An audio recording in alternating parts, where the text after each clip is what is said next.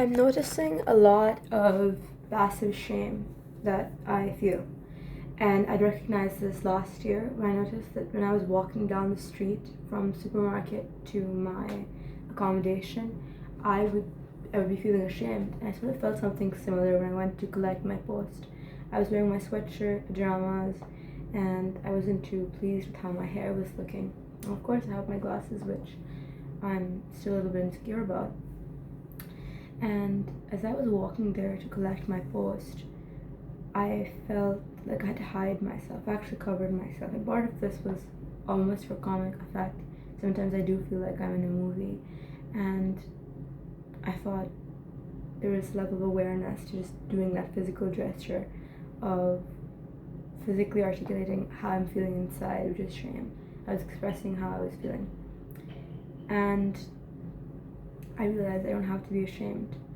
I was looking across from me in reception and I saw these people talking, and I thought about how I find those sorts of scenes in movies very comforting, where the characters see something on the street on their way to a job or to meet someone. When they meet someone, the person's on the phone, they're already talking about that headline or event that our character just encountered.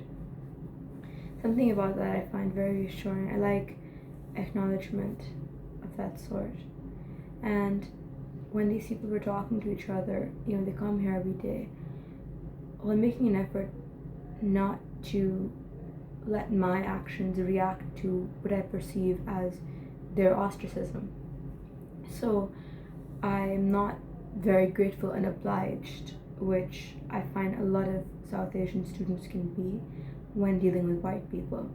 And I also try not to be very, rude and assume that they're racist because there's just people doing their job sometimes.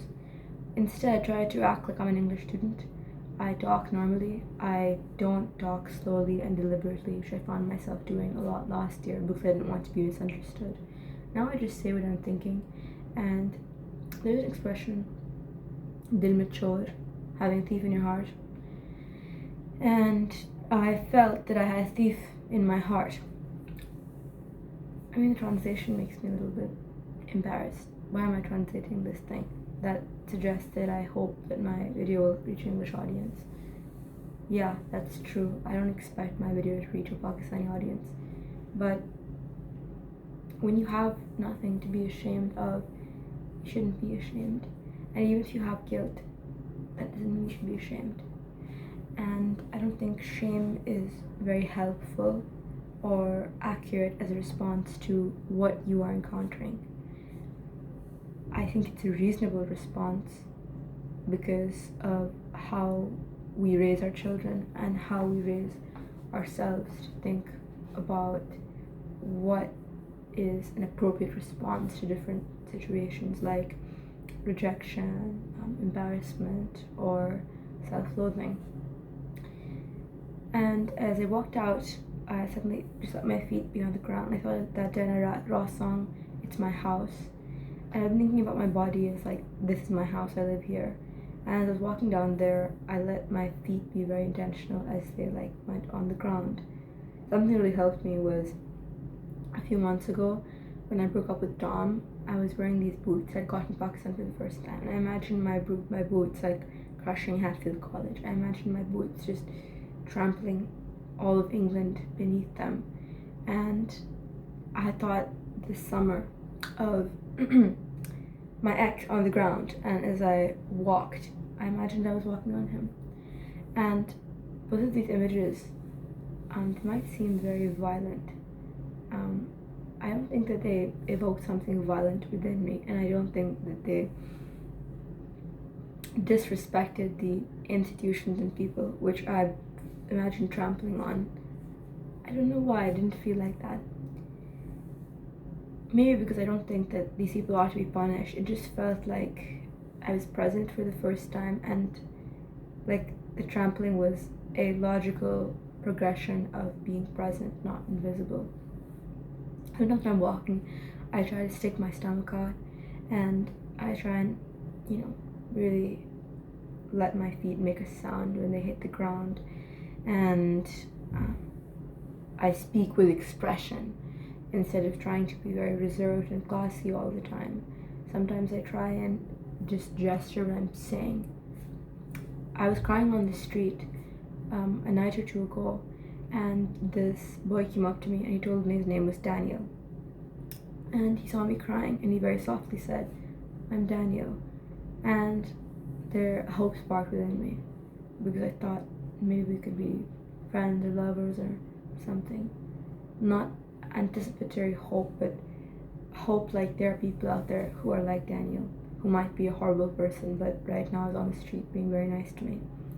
And we went to the library and we talked. He told me about his degree, about crisis management, his interest in water, and how he wrote his dissertation on like how the Islamic world uses water. And we had an interesting conversation.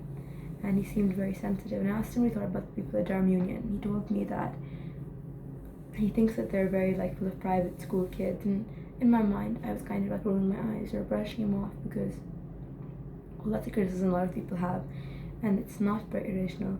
And sometimes I'm not even sure how accurate it is.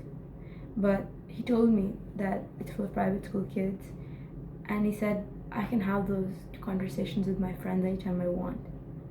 And that clicked something in my mind because I've been thinking about what I want to give my energy to, and I want to make my time matter, and I want to have the awareness that my time matters. And when you do useless things, you tell yourself your time doesn't matter. When you're ashamed walking down the street, you tell yourself that you're an object worthy of shame, an object deserving of loathing and punishment. So I liked that, and I kept talking to him, and in the beginning I really wanted to hug him, and I began reconsidering my celibacy thing. He wasn't that attractive, but I took off my glasses, and because my glasses were off I couldn't see him very clearly, and I was able to look him in the eye, which is something I find myself not being able to do intuitively with white people. I make an effort to look them in the eye. I look everybody in the eye who I talk to, and I do this perhaps especially if I'm nervous. But with Daniel, I was really looking at him, and sometimes English boys get scared, right? Like when Tom and Hugo saw me really up close, like suddenly they were a bit scared, and that made me feel a little bit monstrous. And I worry about seeming monstrous to a white guy. I worry about those things. So I try and emphasize sophistication, femininity, passivity in a lot of my gestures, while also balancing that with liberation, passion, and intellect, so that they know that these aren't just English products, that this is a human product that is imported and exported throughout the world. I've become more and more aware that the world is bigger than England, but it's a small island, and this year I'm starting to think it's maybe bigger than America too, because I found myself really admiring America. I thought about it in comparison to England a few weeks ago. But the world's bigger than England and America, and it sometimes just doesn't seem so because of how much emphasis I feel like I'm exposed to of what it means to be English or American. But I'm starting to think about what I admire, and a lot of it isn't English or American, like long form content, like this. A lot of the American directors I admire are influenced by Japanese directors, and like I think Quentin Tarantino perhaps is influenced by Hirokazu Koreeda. I know Greta Gerwig is influenced by Abbas Kiarostami, and all of these directors are really interesting, but I think that their source is usually outside of England and America.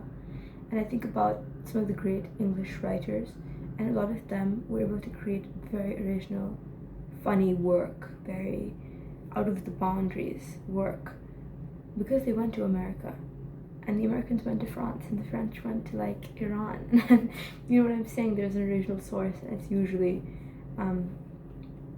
South Asia. The other day, someone told me, when I asked them where I'm from, they told me, "Look Eastern European," and I took it as a big compliment.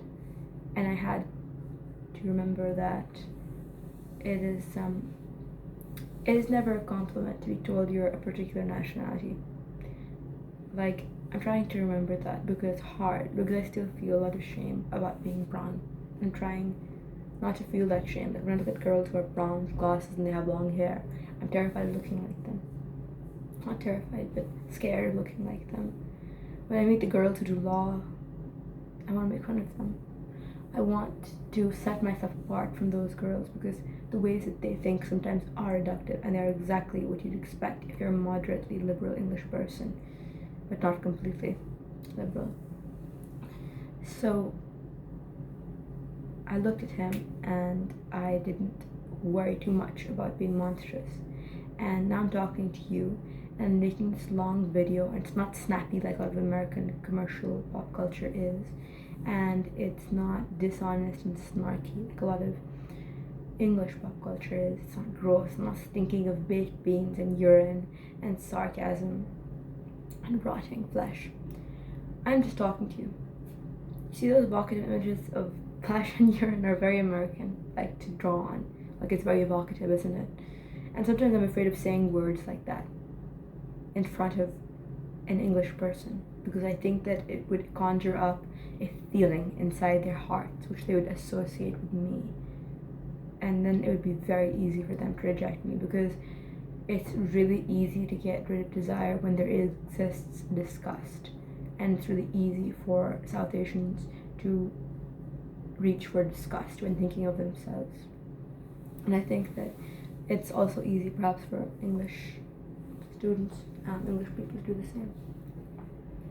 So I'm making this long form content and I'm thinking a lot of the things I like aren't necessarily English products. My favorite song is Persian, Bibi Sanam Janam. My favorite period of history is from Iran, and the fashion I admire all sources itself from a lot of different regions. But it's not necessarily American or English either, even though that's what I dress like most of the time.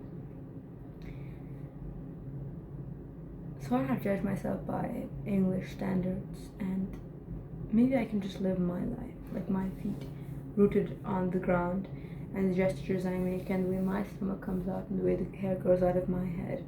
Like maybe that's as natural as anything can be, and I want to try and be as authentic as possible. I stood up to my friend yesterday, a friend who I've told I love, and I have lots of pictures with her and plans. We've helped each other out. But I'm thinking I don't want to be friends with her. I'm thinking I don't have to be friends with anyone who can reject my pain. Slowly I'm becoming someone who can reject her own pain. And the presence of pain never means the absence of joy. Sometimes it's exactly what heightens it. This is the best.